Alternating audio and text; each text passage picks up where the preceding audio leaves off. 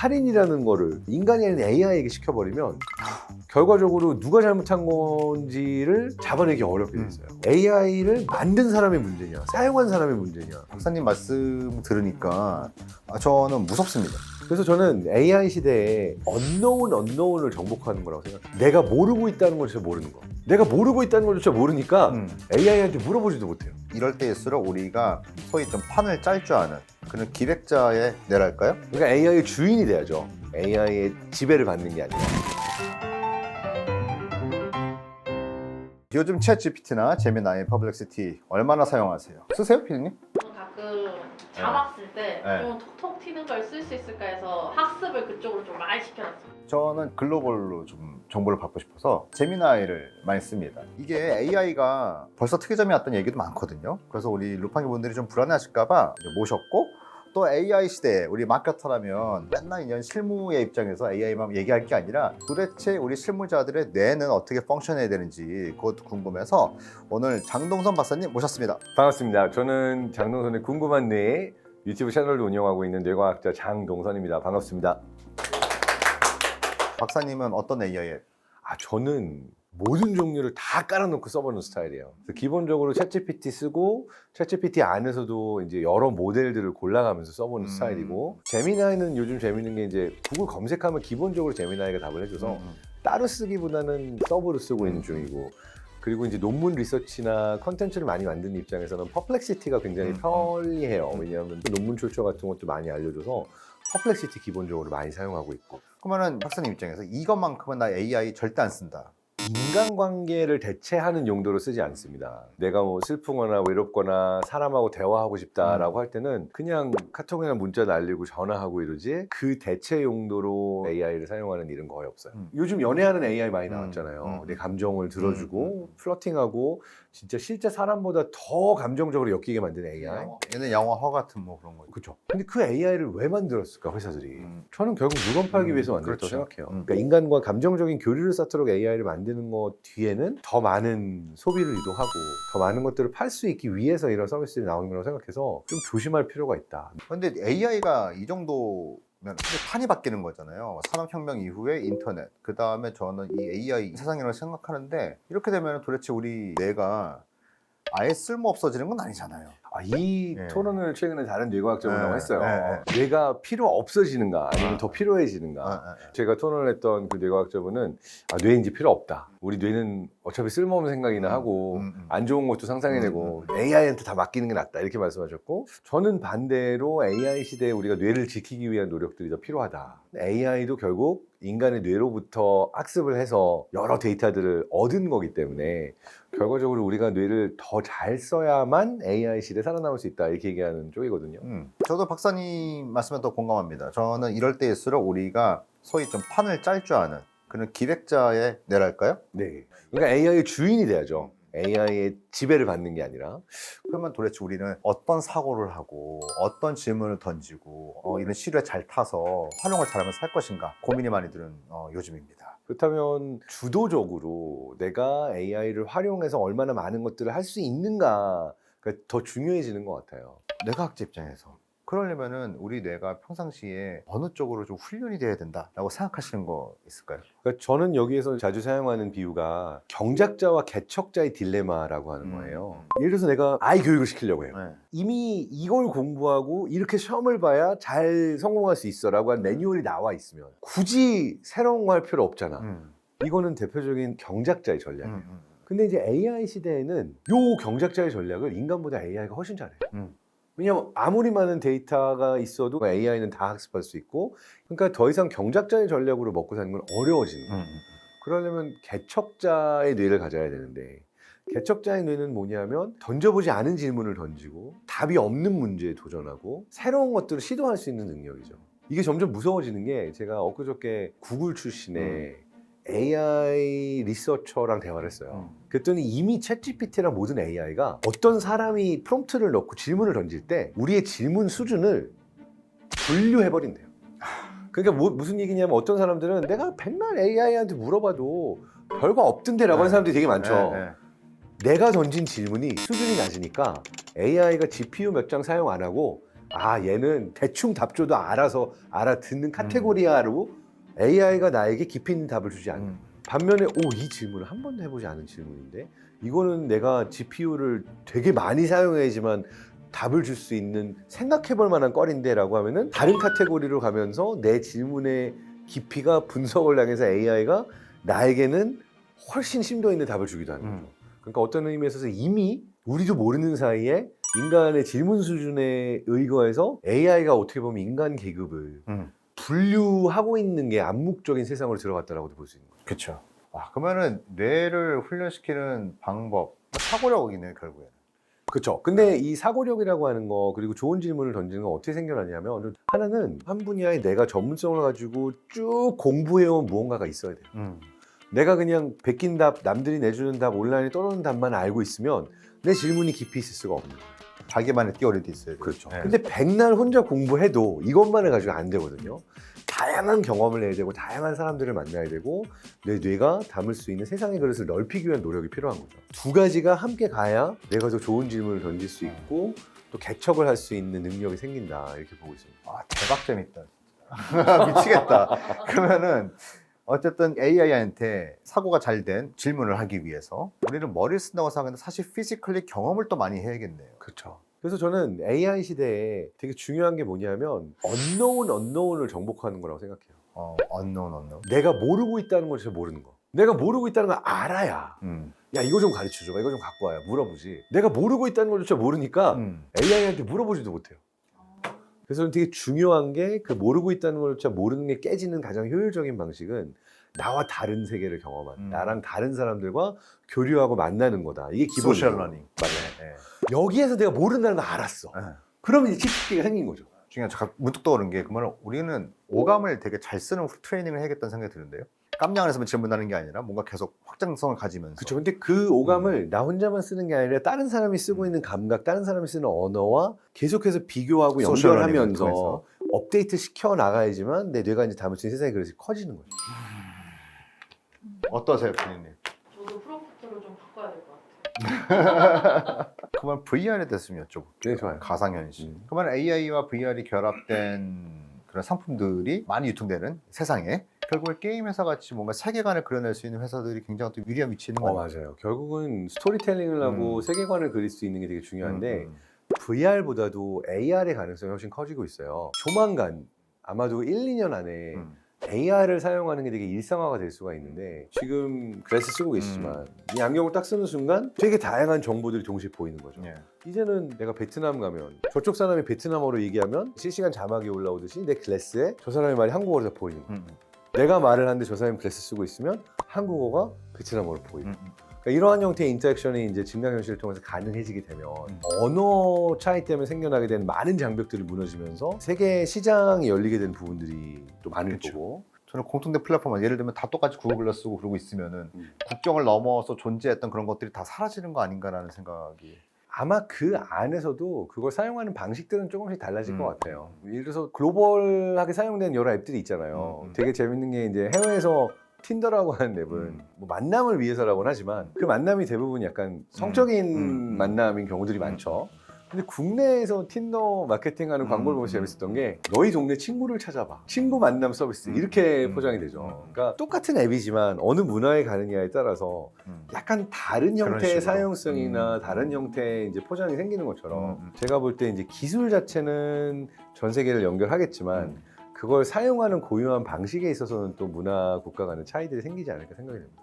박사님은 독일에서도 꽤 많은 유년기를 보내셨죠. 그렇죠. 어린 시절을 독일에서 보내고 그리고 총 합 한 20년 넘게 독일에 살았죠. 네. 유럽도 그랬지만 특히 독일이 그런 사회학에 대한 사회 저변적으로 이해도가 좀 깊잖아요. 그러니까 그러면 AI와 우리를 놓고 사회학적으로도 좀 볼 수 있는 거 아닌가요? 사실 이미 60년대, 70년대에 네. 지금의 사회 시스템에 대한 이론들이 나왔었어요. 그러니까 우리가 현재 가장 신뢰하는 정치 시스템이 뭔가요? 민주주의잖아요. 민주주의를 데모크라시라고 그러죠. 네. 근데 또 다른 용어가 있습니다. 알고크라시라고 하는 용어예요. 알고크라시는 뭐냐면 어떤 정치적인 선택을 인간보다도 알고리즘에게 맡겨자라고 하는 거예요. 근데 되게 흥미로운 게 이 시도가 어디에 있었냐면은 칠레 사회주의 정권이 알고크라시라는 거를 도입하려는 시도를 했었어요. 그게 살바도르 아이엔데라고 하는 실제로 선거에서 당선이 됐던 대통령인데 사회주의적인 사상으로 봤을 때 모든 국민이 뭐 세금이 얼마 거치고 국가 운영을 어떻게 하는지를 평등하고 투명하게 다 볼 수 있게 우리는 국가 운영 자체를 투명하게 알고리즘 기반으로 하겠다 너무 재밌다. 라고 하는 시스템을 만들려고 했어요.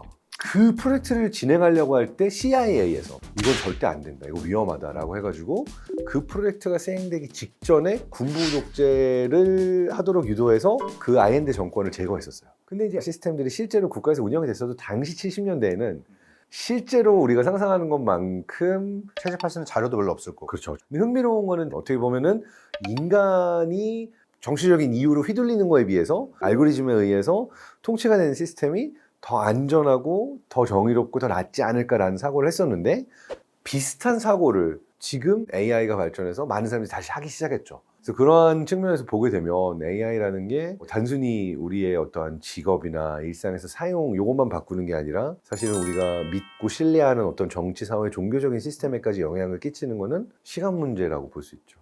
저는 그래서 AI나 이런 것들이 비헤이비어 체인지라고 부르는 거거든요. 그걸 통해서 이제 비헤이비어가 바꾸는 건데 그렇게 큐레이션 당하기 시작하면은 노동력도 마찬가지고 어떤 소셜 포지셔닝도 그렇고 양극화 되는 문제도 저는 있다고 생각하거든요. 실제로 서울대에서 시뮬레이션을 돌려서 미래 사회를 봤던 적이 있는데 대부분의 사람은 알고리즘의 지배를 받는 신흥 프롤레타리아 계급으로 전락할 가능성이 크다.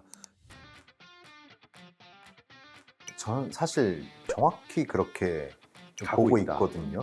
그러니까 느껴지거든요. 이미 시작되고 있죠. 네. 예를 들어서 택시 기사님들 역시도 알고리즘이 떨어진 미션으로 손님을 찾으러 가고 있고 배달 기사님들도 마찬가지로 이 알고리즘이 내려주는 미션을 최대한 빠르게 수행을 해야지만 내가 돈을 번다라고 하니까 가끔은 내 건강과 생명에 위험이 되는 형태의 행동들도 보여주게 되는데 그 모든 시스템을 거번하는 게 알고리즘이고 아주 극소수의 AI 위에 있는 사람들은 누구냐? 뭐 빌 게이츠 같은 AI 플랫폼 자체를 만들 수 있는 사람들. 그렇지 않으면 이제 인플루언서, 정치인, 유명인들 말하자면은 이 시스템의 스포트라이트를 받아서 사람들이 와 보는 일부 계층 여기를 제외하고는 대부분 우리는 알고리즘에 의해 지배를 받는 형태의 사회 구조로 바뀔 수가 있다라고 하는 예측도 있죠. 그렇다고 하면 어차피 저희는 빅브라더가 못 되니까 왜 그렇게 생각하시죠? 네? 아니, 제가 머스크가 될 수 없잖아요. 그렇다 치면은 이제 알고리즘이 내려주는 그 미션을 수행하는 인간으로 되지 않기 위해서 저는 가져야 하는 덕목이 세계관을 그릴 수 있는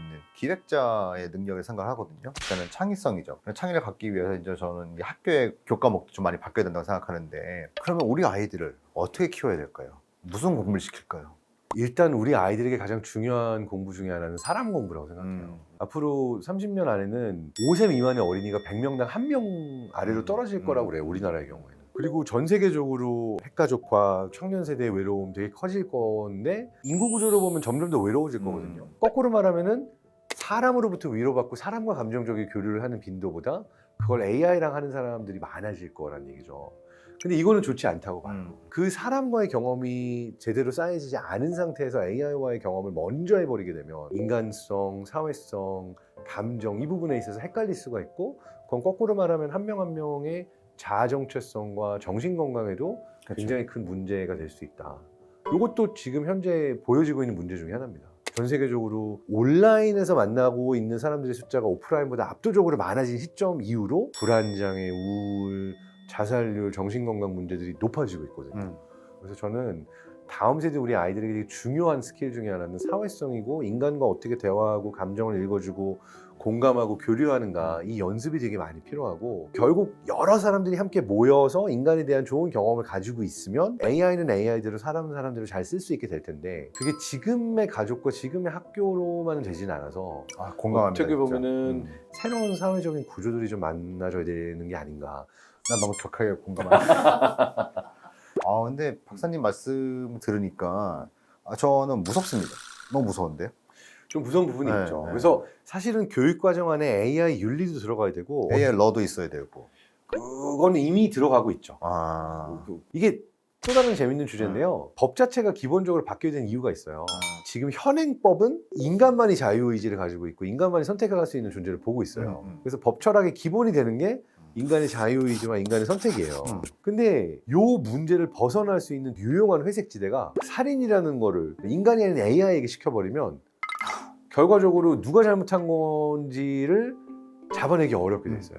AI를 만든 사람의 문제냐, 사용한 사람의 문제냐. 만든 당시에 AI는 안 그랬어요라고 그러면은 AI를 만든 사람을 처벌할 수도 없고, AI를 사용한 사람은 제가 만든 AI가 아닌데요, 이건 내가 그런 게 아니라 AI가 그런 건데요 라고 하게 되면은 이게 처벌이 되게 어려워진 부분들이 있어서 요거를 이제 인공지능 법학회 같은 데서 법대 교수님들이 열심히 연구하면서 또 토론을 하고 있는 중입니다. 이거는 법학 교수님도 그렇지만 약간 철학자라든가 좀 뇌과학자도 다른 개념, 뭐 다 같이 네. 봐야 되는 부분 중에 하나죠. 저는 오늘 박사님 모시고 AI로서 이 세상의 판이 바뀌는 이 모멘텀에 우리의 뇌는 어떻게 될 것 같아요? 뭐 이런 거 여쭤보려고 했는데 그거 질문 주세요. 네. 네. 저는 결국엔 우리 사회 구조에 대해서 이거 더 뎁스 있게 공부를 해야겠구나라는 생각이 오늘 굉장히 강하게 들었거든요. 되게 핵심을 찌르셨다고 생각이 되는 게, 저는 앞으로 10년 동안 바뀌게 될 세상의 변화의 규모가 지난 100년보다 훨씬 클 거라고 생각해요. 노동, 생산, 창작 모든 영역의 룰이 바뀌게 되는 게 이제 AI를 통해서 바뀌게 될 세상의 모습인데, 문제는 이게 어느 한 개인이 나는 앞으로 어떤 직업을 선택해야 돼요, 나는 뭘 해야 돈 벌 수 있어요, 이 질문으로 답이 되는 게 아니라, AI 시대에는 마치 산업혁명 이후에 마부가 없어지고 운전사라는 직업이 생기고 많은 사회 시스템이 변화한 것처럼, 사실은 AI 시대의 사회 구조 전반적인 변화가 있어야 돼요. 근데 그게 어떤 세상일지는 아무도 답이 없는 상태예요. 답이 없고 그 변화 속에 주도권을 쥐려고 하는 사람들이 분명히 있을 거예요. 그렇죠. 그러니까 뭐가 필요하냐면은 누군가가 나에게 미래 세상이 더 좋게 만들어줄 거야 라고 하는 생각을 이제 버리고, AI 시대에 모든 게 변하게 되면 우리가 스스로 나는 어떤 미래 세상을 원하는가 찾아서 제안을 하고 우리가 그 사회를 만들기 위한 노력들이 필요한 시점이라고 생각해요. 제가 재미로 우리 농담처럼 우리 친구들끼리 밥 먹다가 우리 어디 산속 같은 데 들어가서 전기도 없이 그러고 살자라고 생각해 본 적이 있었는데, 그런 반대급부가 생길 수도 있겠다는 생각이 이게 들었어요. 되게 재밌는 게요. 이게 이제 SF 소설에도 많이 나오는 시나리오지만, 디지털 기술이 점점 더 고도화되는 시대를 보게 되면 전 세계가 서로 다른 사회 시스템을 가진 몇몇 블록으로 나뉠 거란 예측이 있어요. 그 중에 하나가 방금 말한 것처럼, 나는 AI도 싫고 컴퓨터도 싫고 아날로그한 세상을 즐기고 싶어, 요거를 일부러 선택하는 사람들, 또는 기술 발전이 충분하지 못해서 아무리 AI를 누리고 싶어도 누릴 수 없는 사람들, 그래서 요 그룹이 하나가 있을 거고, 그 외의 세상은 AI 기술이 발전하면서 점점 더 중앙화가 되는 거죠. 이게 중국 모델입니다. 그러니까 온라인, 오프라인 모든 것들을 사방에서 모든 카메라가 실시간으로 다 데이터화해서 내가 온라인에서 어디서 뭔가를 하건 오프라인에서 뭔가를 하건 중국 당은 다 알고 있는 거죠. 이게 우리는 무서울 거라고 생각하지만 의외로 AI 시대의 요 정부 구조가 더 많은 안정을 줄 수도 있어요. 안정감을 느끼겠죠. 이게 이런 거죠. 예를 들어서 인스타, 유튜브 되게 잘 나가고 있는데, 돈도 벌고 있는데, 도용당하고 사기를 당했는데, 이거를 구글, 유튜브에 아무리 말해도 본사는 저기 뭐 유럽, 아일랜드 이러면 해결이 안 되잖아요. 근데 중국 같은 곳은 내가 진짜 억울한 일을 당했어요, 중국 공안에 신고를 해. 그럼 어디서 누가 나쁜 짓 했으니까 와가지고 바로 이걸 해결해 줄 수가 있는 부분이 있죠. 그러니까 한 나라의 인터넷과 디지털 기술과 모든 것들을 중앙당이 강력하게 컨트롤하고 있는 모델이 그 국민으로서 누릴 수 있는 장점도 분명히 존재하고, 이러한 안정감을 원하기 때문에 그러한 시스템을 원하는 사람들도 많이 생겨날 겁니다. 이게 제가 볼 때는 중국, 러시아, 북한 모델이에요. 그렇다면 그 반대쪽에 있는 나라들은 미국이라든지 뭐 캐나다, 또는 우리나라도 거기 포함이 되죠. 이곳은 저는 반대로 탈중앙화가 가속된 게 보일 것 같아요. 마이크로소프트가 판을 다 먹을 것도 아니고, 구글이 다 먹을 것도 아니고, 메타가 다 먹을 것도 아니고, 근데 이 기술들이 여기도 있고 저기도 있고 있으면 내가 메타 헤드셋을 써도 구글 헤드셋 쓴 애랑 연결이 돼야 되는데, 이걸 공통적으로 연결해주는 시스템이 필요하잖아요. 결과적으로 그러면 어떤 것이 기준점이 돼가지고 이 모든 데이터를 싱크하고 맞춰줄 수 있냐라고 그러면은 개인이 될 거예요. 그리고 그 개인들 중에서 난 이 그룹 안에서 이런 걸 하고 싶어 라고 하면은 마케터들끼리의 그룹, 뇌과학자들끼리의 그룹, 여러 생겨나는 것들을 볼 거예요. 그러니까 내가 나를 지키고, 내가 똑똑하고 기술이 있는 사람들은 진짜 잘 살지만, 내가 나를 지킬 힘이 없고 AI 어떻게 사는지 모르는 사람들의 경우에는 길 잃고 방황하고 손해를 볼 수도 있는. 그러니까 사실상 AI 시대에 저는 이게 좀 위험한 발언일 수도 있지만, 탈중앙화의 시대에도 인간이 보호받고 잘 살 수 있는 새로운 사회 시스템을 빨리 구상하지 않으면, 어찌 보면은 중국이나 러시아가 가고 있는 종류의 시스템이 더 매력적이고 더 강하게 보일 수도 있다는 생각이 들어요. 그러니까 미국이나 한국에서 스타트업들이 1000개가 나와요. 다 잘 될 수 없잖아요. 뭐 10개만 잘 돼요. 그러면은 망한 999개의 스타트업 대표들은 또 다른 잡을 찾아야 돼요. 근데 중국은 어떤 시스템이냐면 1000개의 스타트업을 일부러 길러요, 국가에서. 999개가 망하면 얘네의 데이터와 인재들 이 10명에게 다 몰아줘요. 그러니까 발전 속도가 엄청나게 빠를 수밖에 없고 강력할 수밖에 없죠. 미국이 견제한 이유도 여기에 있는데 결과적으로는 그 미국도 어느 정도 중국 모델처럼 정부가 더 강화되는 방향으로 갈 것이냐. 그게 아니면 기존에 가지고 있었던 니네 하고 싶은 대로 해라고 하는 어떤 이런 자유주의적인 이념을 계속 지속할 거면 이게 제대로 잘 가기 위해서는 어떤 형태의 새로운 사회적인 룰들이 필요할 것인가. 이게 지금 되게 큰 화두라고 볼 수가 있는 거죠. 저희는 이제 실제로 이제 월급쟁이들이 맞아. 이런 그 얘기가 AI 필요하지. 삶에서 능력을 키울 수 있는 뭘 하나 추천해 주실 수 있는 게 있을까요? 네, 있어요.